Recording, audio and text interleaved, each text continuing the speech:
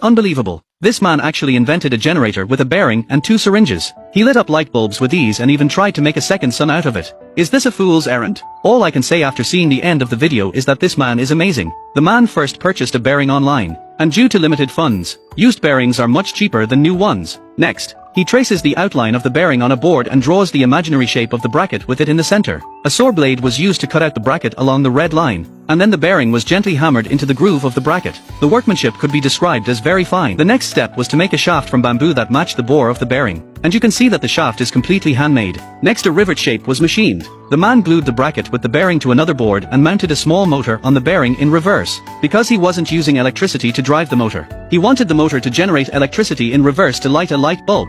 The man had prepared 2 clean syringes and 4 button magnets, which were obviously a little antique as well. When it comes to utilizing waste, Indians are really good. He glued the magnets to the syringes in the same direction to achieve the effect of peer repulsion. Then he removed 2 magnet rings from the old radio and glued them to the syringe with 502 glue. Now put the pusher into the syringe to see the effect. When the pusher is near the bottom, the magnetic force of the magnet repulsion pops the pusher back. Take 2 yogurt straws, cut them to 2 centimeters long and glue them to one end of the pusher with hot melt glue and make 2 simple springs out of bicycle strips. Next it was time to start assembling. First connecting the syringe to the bearing with a simple spring bar, then fixing the syringe to the bracket with hot melt glue, so that when the bearing rotates it will drive the actuator to make a piston movement in the syringe. The other side was fitted in the same way, so that a generator was complete. Only one of his fingers was needed to start the machine, and now the man was about to prove whether the great conjecture of the artificial sun could be realized or not. Just like that, a simple device without any energy input actually did light up a light bulb. The man said that if the device could be enlarged 10,000 times,